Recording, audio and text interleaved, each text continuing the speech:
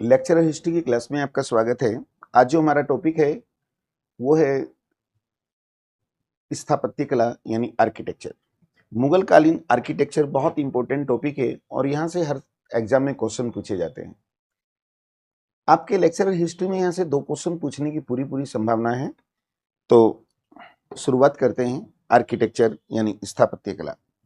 बच्चों देखिए, स्थापत्य कला तो आप ये जानते हैं कि मुगलों के जो फाउंडर हैं वो बाबर हुए हैं। बाबर, देखिए बाबर बाबर के आगमन के साथ ही जब भारत में बाबर का आगमन हो रहा है, आगमन के साथ ही ये जो भारत है, भारत के जो सांस्कृतिक संबंध है, भारत के सांस्कृतिक जो संबंध है, सांस्कृतिक संबंध मध्य एशिया से जुड़ गए, मध्य एशिया से जुड़ गए हैं, एशिया से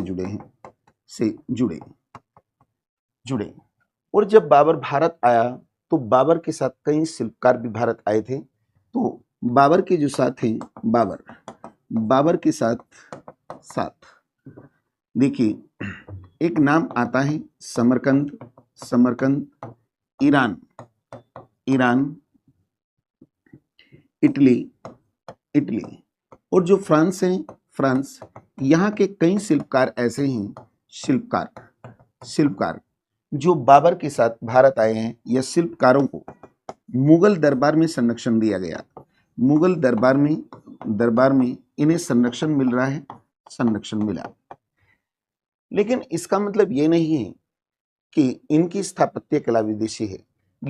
तो मैं लिखता हूं यहां पर, लेकिन इसे पूर्ण विदेशी नहीं कहा जा सकता।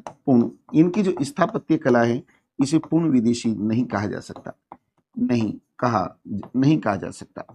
बच्चों एक्चुअली में क्या हुआ, इनकी जो शैली है ये तो विदेशी है, लेकिन विदेशी नहीं कहा जा सकता क्योंकि यहाँ पर जो इन्होंने भवन बनाए हैं, ये भारतीय पर्यावरण, ये भारतीय जो पर्यावरण और परिवेश में बने हैं, परिवेश में ये बने हैं। यानी इसका मतलब ये हुआ कि भारत की जो शैली थी उसका भी इसके ऊपर प्रभाव पड़ा। तो इसे पूर्ण विदेशी नहीं कहा जा सकता, बल्कि इनकी जो इनकी शैली विदेशी है। इनकी शैली को हम मिश्रित शैली की संज्ञा देंगे। मिश्रित शैली यानी विदेशी है, लेकिन इस पर भारतीय पर्यावरण और परिवेश का प्रभाव पड़ने के कारण तो भारतीय शैली का भी प्रभाव है, इसलिए इसे हम मिश्रित शैली की संज्ञा देंगे। देखिए इनकी स्थापत्य कला की एक विशेषता ये है, इसमें जो भवन बने हैं, भवन यहाँ पर इन्होंने बगीचे बनाए हैं और नहरें बनाई। तो इसकी अगर हम शुरुआत करते हैं तो फाउंडर कौन है? बाबर। तो बाबर से हम शुरुआत करते हैं। बाबर ने भारत के अंदर क्या क्या किया है? देखिए ये जो बाबर है, बाबर ने अपनी ऑटोबायोग्राफी लिखी थी, आत्मकथा, और उसका नाम बाबरनामा है। तो ये बाबरनामा में कहता है कि मुझे भारत के भवन पसंद नहीं आए। ये कहता है कि जो भारतीय भवन है, भवन मुझे पसंद नहीं आए।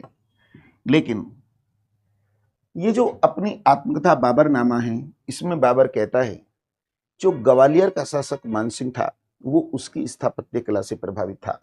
तो मैं लिख देता हूं, ग्वालियर का जो शासक है मानसिंह की जो स्थापत्य कला इससे ये प्रभावित।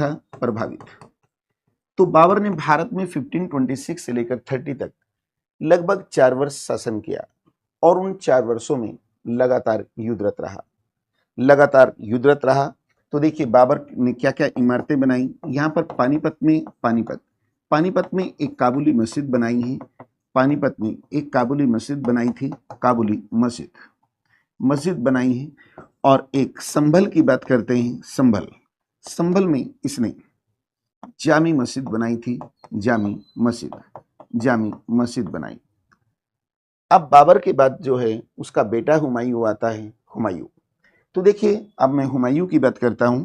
हुमायूं, देखिए हुमायूं ने दिल्ली में पुराना किला बनाया है। पुराना किला, ये जो पुराना किला है, इस पुराने किले में एक दीन पना महल है। दीन पना महल, ये दीन पना महल जो है, इसी के अंदर एक लाइब्रेरी थी जिसकी सीढ़ियों से गिरकर इसकी मृत्यु हुई थी। और एक विद्वान लेनपुल कहता है कि हुमायूं तमाम उम्र लड़खड़ाता रहा और लड़खड़ाते हुए उसकी मृत्यु हो गई। लेकिन 1540 में कन्नौज का एक युद्ध होता है जिसे बिलग्राम का युद्ध भी कहते हैं, और शेरशाह सूरी ने हुमायूं को पराजित किया और 40 से लेकर 45 तक शेरशाह सूरी ने 5 वर्ष शासन किया। शेरशाह सूरी भी लगातार युद्धरत रहा, तो उसने इस पुराने किले की कई इमारतों को तुड़वाया और उसमें संशोधन किया। इसी किले के अंदर उसने किला एक कोना मस्जिद बनवाई थी, शेर मंडल बनवाया, जिस पे हम चर्चा कर चुके हैं। तो अब मैं अकबर को लेकर चलता हूं। देखिए काफी लोग मेरे साथ क्लास में जुड़े हैं। लता सनवाल जी, जो भी लोग जुड़े हैं, जो भी आपकी क्वेरीज है तो आप क्वेश्चन पूछ सकते हैं। अब मैं अकबर को लेकर चलता हूं। यहाँ पर अकबर, देखिए बच्चों, ये जो अकबर है, अकबर ये धर्म सहिष्णु है। इसके साथ साथ ये हिंदू मुस्लिम एकता का प्रतीक भी था। हिंदू मुस्लिम जो है, मुस्लिम एकता का प्रतीक भी है। और इसके लिए इसने सुलह कुल की नीति अपनाई थी। सुलह कुल की नीति अपनाई। तो यहां पर जो अकबर है, देखिए अकबर की जो इमारतें हैं, इमारतें इनमें अधिकांशतः क्या है, अधिकांश जो इमारतें हैं ये गुंबद विहीन है। गुंबद विहीन। बच्चों गुंबद विहीन का मतलब क्या होता है? देखिए अगर हम मंदिर की बात करते हैं तो मंदिर इस तरीके से होता है, लेकिन जो मस्जिद होती है, इनकी स्थापत्य कला की विशेषता ये है कि इन पर गुंबद बना होता है। गुंबद यानी टोम्ब, ये गुंबद। लेकिन अकबर की जो इमारतें हैं उनमें गुंबद से बचने का प्रयास किया गया है। तो अकबर के संदर्भ में अबुल फजल कहता है कि बादशाह सुंदर भवनों की योजना बनाता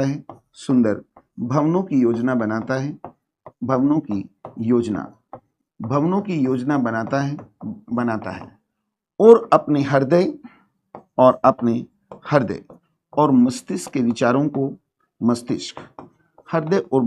विचारों को के जो विचारों को पत्थर और गारे का रूप प्रदान करता है। पत्थर और गारे का रूप प्रदान करता है। तो अकबर के समय की इमारतों पे चर्चा करते हैं। तो सबसे पहले मैं लेकर चलता हूं हुमायूं का मकबरा। सबसे पहले लेकर चलते हैं यहाँ पर हुमायूं का मकबरा। देखिए हुमायूं का मकबरा, बच्चों जो हुमायूं का मकबरा है, मकबरा ये दिल्ली में है। तो ये अकबर कालीन पहली इमारत है। अकबर कालीन पहली इमारत यानी अकबर के समय की जो पहली इमारत है वो हुमायूं का मकबरा है। लेकिन यहां पर ध्यान रखना, इस इमारत को, हुमायूं का जो मकबरा है, इसे अकबर ने नहीं बनवाया था। बल्कि ये जो हुमायूं है, हुमायूं की एक विधवा थी, विधवा, और उसका नाम हाजी बेगम था। तो इसे हाजी बेगम ने बनवाया था। इस मकबरे की विशेषता यह है कि इसमें दोहरा गुंबद यानी डुअल टोम है, दोहरा गुंबद है। दोहरा गुंबद से तात्पर्य होता है ये। तो अगर हम दोहरे गुंबद की बात करते हैं तो दोहरे गुंबद की जो पहली इमारत थी वो सिकंदर लोदी का मकबरा है। मुगलों में अगर दोहरे गुंबद की बात करते हैं तो मुगल काल की पहली इमारत जो है दोहरे गुंबद की, हुमायूं का मकबरा है। इसे अकबर की जो सौतीली माँ थी हाजी बेगम, उसने बनवाया था, दोहरा गुंबद। और इस मकबरे में क्या है, पहली बार चार बाग शैली का प्रयोग किया गया है, शैली का प्रयोग हुआ है। चार बाग शैली से तात्पर्य होता है कि इसमें देखिए एक रास्ता ऐसे है, एक रास्ता ऐसे जोड़ता है, एक ऐसे जोड़ता है, एक ऐसे जोड़ता है, चार रास्ते हैं, चार बाग शैली। और इसमें इस मकबरे में देखिए हुमायूं सहित 10 लोगों को दफनाया गया है, 10 लोगों को इसमें दफनाया गया। इसे हम आगरे के ताजमहल का, जो आगरे का ताजमहल है, ताजमहल आगरे के ताजमहल का, इसे हम पुरुगामी भी कहते हैं, पुरुगामी कहते हैं। यानी आगरे का जो ताजमहल बना है वो हुमायूं के मकबरे की नकल पे है। इसके लिए तो यहां तक कह दिया गया, यदि आगरे के ताजमहल को किसी आशिक का खिराज कहेंगे, यदि आगरे के ताजमहल को किसी आशिक का खिराज कहेंगे, तो हुमायूं के मकबरे को किसी प्रेमिका की महबूबाना पेशकश कहना होगा। तो ये अकबरकालीन पहली इमारत है। लेकिन अकबरी शैली की पहली इमारत अकबरी। अब हम अकबरी शैली की बात करते हैं। शैली की जो पहली इमारत थी, पहली इमारत, ये आगरे का किला है, ये आगरे का किला है। देखिए ये जो अकबर है, इसने सुरक्षा की दृष्टि से कई किले बनाए थे। अकबर ने जो किले बनाए हैं सुरक्षा की दृष्टि से, इसमें एक नाम आता है आगरे का, आगरा। इसे इलाहाबाद का किला बनाया है, इलाहाबाद यमुना के पास है। एक लाहौर का किला बनाया है, लाहौर।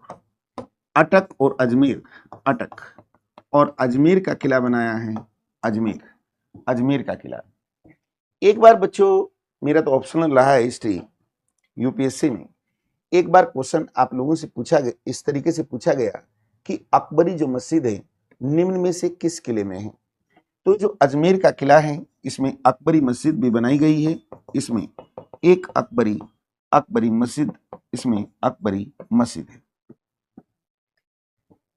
तो देखिए 1568 में जब मुगलों का और राणा उदय सिंह के नाम आता है, उसके बीच एक युद्ध हुआ था। तो उस युद्ध में जैमल और फत्ता लड़ते हुए शहीद हुए थे। तो अकबर उनकी बहादुरी से प्रभावित हुआ और उनकी जो मूर्तियां हैं अकबर ने आगरे के किले के द्वार पर बनवाई थी। देखिए ये जो आगरे का किला है इसमें छोटी मोटी 500 इमारतें हैं, 500 इमारतें हैं। तो इसमें एक जहांगीरी महल है, जहांगीरी महल। बच्चों इसमें जो जहांगीरी महल है इसकी विशेषता ये है कि जो ग्वालियर का मानसिंह था, ग्वालियर का जो शासक मानसिंह है, मानसिंह के महल से प्रभावित है। यानी ग्वालियर के शासक मानसिंह के महल की नकल पर क्या है, आगरे के किले में जहांगीरी महल बनाया गया है। ठीक, बहुत सी इमारतें थी इसमें। लेकिन जैसे मैंने आपको डिस्कस किया था कि 1562 में अकबर का जो विवाह है आमेर का एक शासक भारमल था, जिसे बिहारी मल भी कहते हैं, कछवा वंश का, उसकी पुत्री हरकाबाई से हुआ था। लेकिन दुर्भाग्य की बात यह हुई कि उसके कोई संतान पैदा नहीं हुई। तो फतेहपुर सीकरी में एक नाम आता है सलीम चिश्ती। तो सलीम चिश्ती के आशीर्वाद से 1569 में सलीम का जन्म हुआ था, जहांगीर का। ठीक है ना। तो देखिए सलीम चिश्ती कहाँ रहते हैं, फतेहपुर सीकरी में, फतेहपुर सीकरी में रहते हैं। तो अकबर ने क्या किया, फतेहपुर सीकरी में अपनी एक योजना बनाई और यहाँ बहुत सी सीकरी में बहुत सी इमारतें बनवाई थी। बच्चों इमारतें तो बहुत हैं, लेकिन यहाँ कुछ चुनिंदा क्वेश्चन आपसे होते हैं जो पूछे जाते हैं। यदि कोई क्वारीज है, लता सेमवाल, दुर्गा सिंह, पुष्पा, जितने भी लोग जुड़े हैं, कोई भी क्वारीज है तो आप क्वेश्चन पूछ सकते हैं। मंडे ईद का हॉलीडे रहेगा आपका। कोई क्वारीज यदि आपकी है तो क्वेश्चन पूछ सकते हैं, नहीं तो मैं कंटिन्यू कर रहा हूं। तो फतेहपुर सीकरी में देखिए एक खास महल है, खास महल, खास महल। देखिए खास महल ये अकबर का निवास है, ये अकबर का निवास है, अकबर का जो रेजिडेंस है वो खास महल में है। और फतेहपुर सीकरी की सबसे बड़ी जो इमारत है, सबसे बड़ी जो इमारत है बच्चों, इमारत, ये जोधाबाई का महल है। ये जोधाबाई का महल। अब जब अकबर दक्षिण विजय करता है, या गुजरात की बात करता हूं, अकबर ने गुजरात को जीता और गुजरात विजय के उपलक्ष्य में अकबर ने देखिए फतेहपुर सीकरी में बुलंद दरवाजा भी बनाया था, बुलंद दरवाजा बनवाया जो विश्व की सबसे बड़ी इमारत है। और फतेहपुर सीकरी में ही एक जामा मस्जिद बनाई है, जामा मस्जिद। ये जो जामा मस्जिद है फतेहपुर सीकरी में, बच्चों इस मस्जिद के अंदर, हाँ लता बेटे कल संडे का दिन है और आपका लेक्चरर के एग्जाम की प्रॉपर अभी कोई डेट तो है नहीं, वैसे जल्दी डेट भी आएगी, तो कोर्स को बहुत तेजी के साथ दौड़ाना नहीं है ना। अब ये जो टॉपिक है ना, बेसिकली रटने वाला टॉपिक है, जैसे मैंने किया आप भी कर लीजिए। इसमें देखिए सलीम चिश्ती, इसमें एक सलीम चिश्ती का मकबरा है, सलीम चिश्ती का मकबरा है। और इसी में एक नाम आता है इस्लाम खां। ये अकबर का एक फ्यूडल सामंत था, इसका मकबरा है। तो अकबर ने जब गुजरात को जीता है तो इसके दक्षिणी द्वार को तोड़वाया और वहीं पर बुलंद दरवाजा बनवाया था। अब मैं लेकर चलता हूं, इसके बाद अकबर के बाद नाम आता है जहांगीर का। देखिए जो जहांगीर है, जहांगीर कालीन पहली इमारत अकबर का मकबरा है,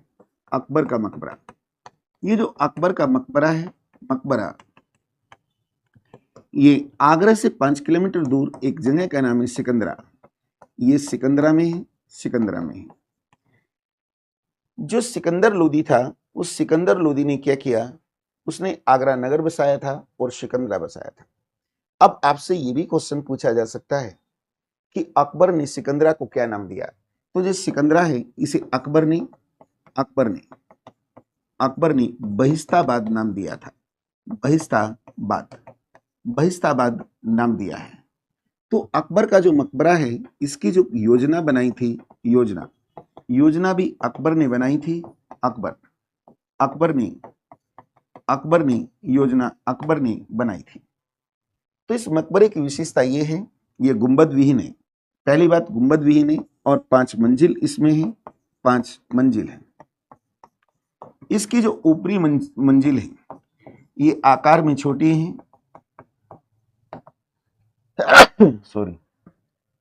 आकार में छोटी है, यानी इस तरीके से है ये 5 मंजिल।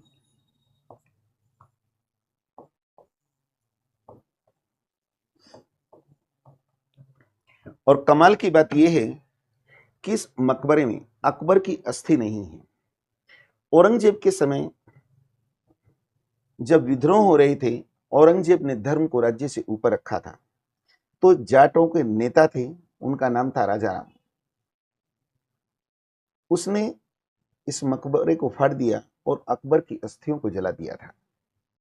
तो देखिए इसकी जो पहली इमारत है नीचे वाली, ये असली है, ऊपर की जो इमारतें हैं वो नकली है। ये जो निचली मंजिल है, देखिए मकबरा, इसके चारों ओर, इसमें जो सिरहाने की ओर, अगर सिर की बात करते हैं, सिरहाने की ओर अल्लाह अकबर लिखा है, अल्लाह अकबर, वो अकबर लिखा है, अकबर। अगर हम पैरों की बात करते हैं तो पैरों की ओर जिल्ले जिल्लाहू लिखा है, जिल्लाहू ये लिखा है। इसके चारों ओर, इस मकबरे के चारों ओर 99 बार अरबी में ईश्वर का नाम लिखा है, ईश्वर का नाम लिखा है। तो जहांगीर के समय की पहली इमारत थी। अब मैं लेकर चलता हूं एतमाउद्दौला का मकबरा। एतमाउद्दौला यानी ग्यासबेग। ये जो एतमाउद्दौला है, एतमाउद्दौला, बच्चों एतमाउद्दौला कौन है? एतमाउद्दौला जिसका वास्तविक नाम ग्यासबेग है और ये नूरजहां का पिता है। तो इसका जो मकबरा है, इसका मकबरा आगरा में है, आगरा में, और इसी की पुत्री नूरजहां ने बनाया था, नूरजहां ने बनाया। बच्चों इस मकबरे की विशेषता यह है कि इसमें पहली बार पितरादुरा शैली, पितरादुरा शैली का प्रयोग हुआ है। पितरादुरा शैली का प्रयोग हुआ, यानी पितरादुरा शैली का मतलब होता है कि इस मकबरे में, देखिए इस्लाम में चित्रकला की बात करते हैं तो जीव जंतुओं का चित्र बनाना वर्जित होता है। वो बात अलग है कि अकबर और जहांगीर ने चित्रकला को संरक्षण दिया है। यहां पर फूल पत्ती और कुरान की आयतें बनाई जाती हैं। तो इस मकबरे को जब बनाया गया है तो उसमें फूल पत्तियां बनाई गई हैं, फूल पत्तियां, और उसमें क्या है? हीरे, सोने, वह हीरे की जड़ावट है, हीरे की जड़ावट है, जड़ावट। तो इसी को हम क्या कहते हैं? पितरादुरा शैली कहते हैं। अब देखिए ये जो जहांगीर है, जहांगीर ने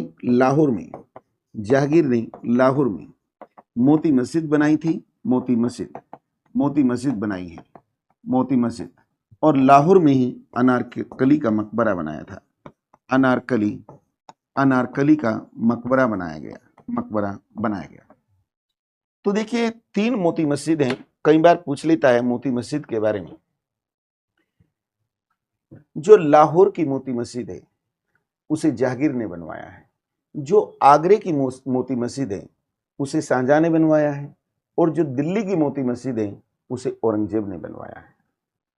तो इसके बाद आता है अब शाहजहां का काल। अब मैं शाहजहां को लेकर चलता हूं, शाहजहां का काल।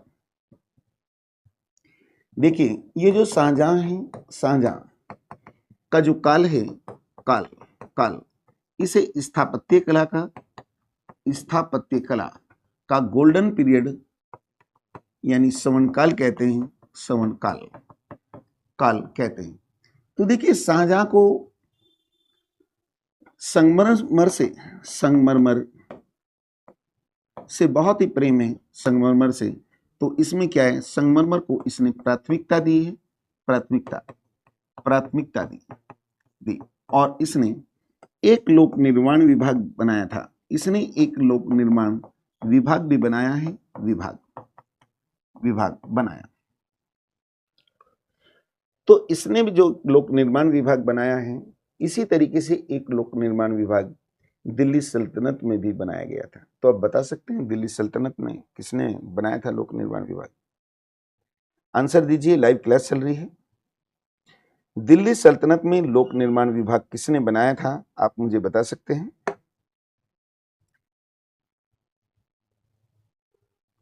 इंडिकेट कर देता हूं, उसने 5 नगर भी बसाए थे, जौनपुर, हिसार, फिरोजाबाद, फिरोजपुर और फतेहाबाद।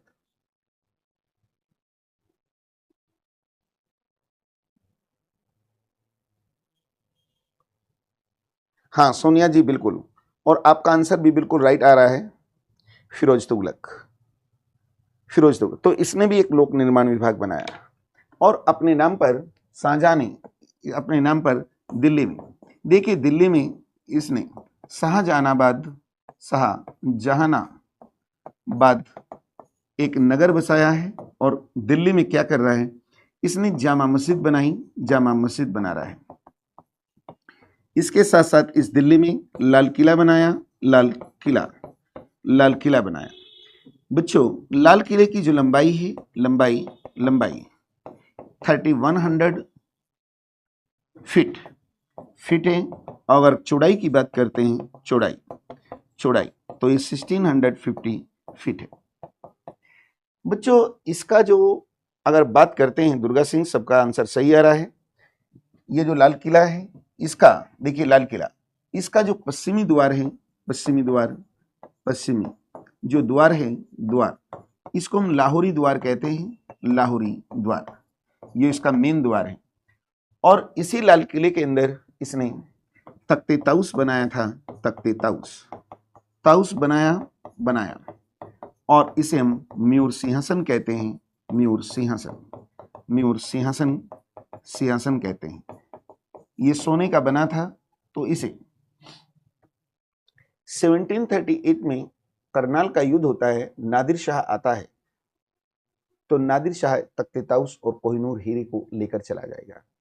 अभी तक वहां पहुंचे नहीं है, इस क्लास में पढ़ाया नहीं मैंने वहां तक। क्वेश्चन पूछता है कि तख्ते ताउस पर बैठने वाला अंतिम मुगल बादशाह कौन था? चलो बताइए, तख्ते ताउस पर बैठने वाला अंतिम मुगल बादशाह कौन था? कोशिश कीजिए यार, डरना नहीं है, बहादुरों की तरह बताइए, तख्ते ताउस पर बैठने वाला अंतिम मुगल बादशाह कौन था? अब सोचिए, नादिर शाह ने जब आक्रमण किया था, करनाल का युद्ध किस किस के साथ हुआ था? तो एक तरफ तो नादिर शाह है और दूसरी तरफ भाई लता, मोहम्मद शाह रंगीला, दुर्गा सिंह राइट आंसर आ रहा है आपका, रंगीला, रोशन अख्तर कहते हैं उसे। और देखिए, ये जो लाल किला है, इसे 1648 में शाहजहां ने अपनी राजधानी बनाया था। शाहजहां ने दिल्ली को राजधानी बनाया है, इसी को राजधानी बनाया। तो इसी तरीके से अब देखिए, आगरा में भी बहुत काम किया है। तो शाहजहां की एक पुत्री है जहां आरा ने आगरा में जामा मस्जिद बनाई। आगरा में एक मस्जिद बनाई है, आगरा में जामा मस्जिद बनाई थी, मस्जिद।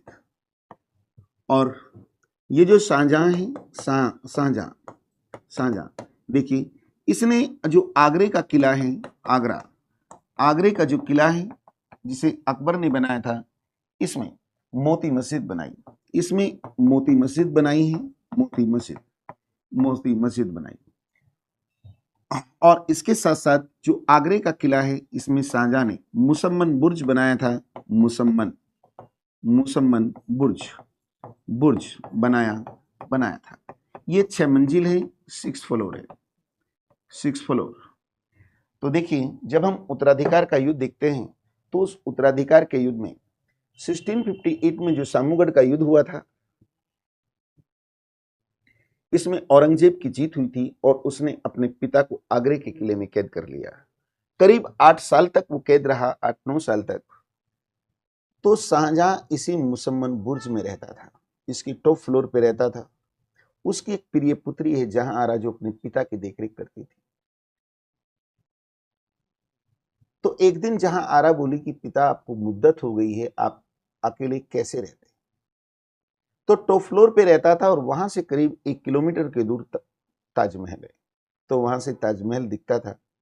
तो कह रहा है कि यहां से तो मैं अपनी प्रेयसी को देखते रहता हूं, मुझे पता ही नहीं लगा कि समय कैसे बीता है। तो इसी में कैद रहा है, ये ध्यान रखेंगे आप। और अब क्या कर रहा है शाहजहां? इसने आगरा में ताजमहल बनाया, आगरा में ताजमहल बनाया है, ताजमहल। बच्चों, इसके जो आर्किटेक्ट थे, यानी स्थापत्यकार, इसका नाम उस्ताद अहमद लाहौरी था। उस्ताद अहमद लाहौरी है, लाहौरी था। और इसके जो कलाकार की बात करते हैं, कलाकार उसका नाम ईशा खां था। ईशा खां, यानी जो राजमिस्त्री का काम करता है वो कौन है? ईशा खां, जिसने नक्शा बनाया था उस्ताद अहमद लाहौरी। ये जो उस्ताद अहमद लाहौरी है, इसे शाहजहां ने नादिर उल असर की उपाधि दी थी। नादिर उल असर की उपाधि से सम्मानित किया था, की उपाधि दी थी। अच्छा, ये जो नादिर उल असर की उपाधि है, ये एक बार इसका जिक्र पहले भी आया है, 4-5 दिन पहले। तो आप बता सकते हैं कहाँ आया था? आपको याद दिला देता हूं। आदत डालिए, जब कोई वर्ड रिपीट होता है तो अपने आप को वहीं रोक लीजिए और सोचिए कि ये पहले कहाँ आया था। ये जो जहांगीर है, जहांगीर के दरबार में अबुल हसन मंसूर जैसे चित्रकार रहते थे, बिल्कुल राइट आंसर दे रहे हैं सोनिया जी। तो मंसूर पक्षियों का चित्र बनाने का विशेषज्ञ था। जिसने साइबेरियन सारस का चित्र बनाया था, तो जहांगीर ने उसे नादिर उल असर की उपाधि से सम्मानित किया था। तो अब इसके बाद मैं लेकर चलता हूं औरंगजेब को। अब हम औरंगजेब को लेकर चलते हैं। औरंगजेब, आप देखिए ये जो औरंगजेब है, औरंगजेब ये लगातार युद्धरत रहा है, युद्धरत रहा। भाई इसकी धार्मिक नीति ऐसी थी कि लोगों में असंतोष फैलता रहा और विद्रोह होते रहे। तो जैसे दिल्ली सल्तनत में सर्वाधिक विद्रोह मोहम्मद बिन तुगलक के समय हुए थे, तो ऐसे ही मुगलों में सर्वाधिक विद्रोह इसके समय हुए। तो विद्रोह हुए, इसलिए ये आर्किटेक्चर यानी स्थापत्य कला की ओर और ध्यान न दे सका, जबकि लंबे समय तक शासन किया। लेकिन इसकी विशेषता यह है कि इसने दिल्ली का जो लाल किला है, दिल्ली के लाल किले में इसने मोती मस्जिद बनाई थी, मोती मस्जिद, और ये पूर्ण संगमरमर की है, बहुत बड़ी नहीं है, छोटी सी एक इमारत है, देखना कभी सौभाग्य मिले तो।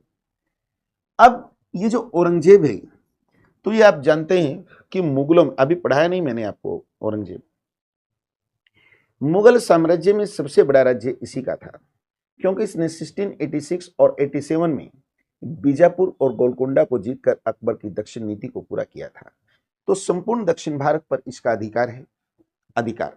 तो दक्षिण भारत को नियंत्रित करने के लिए इसने औरंगाबाद नगर बसाया। औरंगाबाद इसने नगर बसाया और औरंगाबाद को अपनी दूसरी राजधानी बनाया। यहां इस औरंगाबाद में इसने क्या किया, यहां पर बीबी का मकबरा बनाया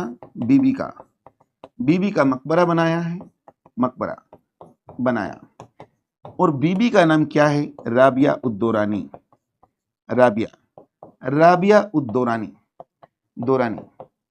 का मकबरा बनाया था, मकबरा बनाया, औरंगाबाद में है। बच्चों जो राबिया उद्दौरानी का मकबरा है, इसे हम दक्षिण का ताजमहल,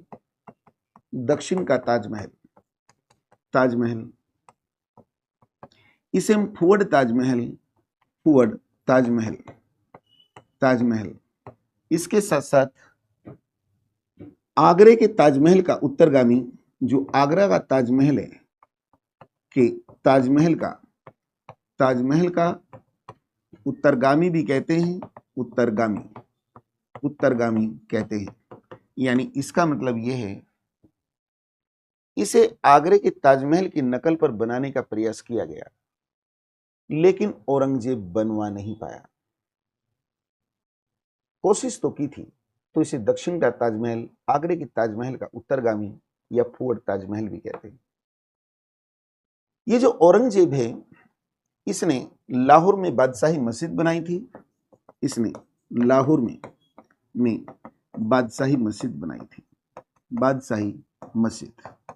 मस्जिद बनाई थी। एक पॉइंट पीछे छूट गया था, वो भी लिख देता हूं। ये जो जहांगीर का मकबरा है, जहांगीर का जो मकबरा है,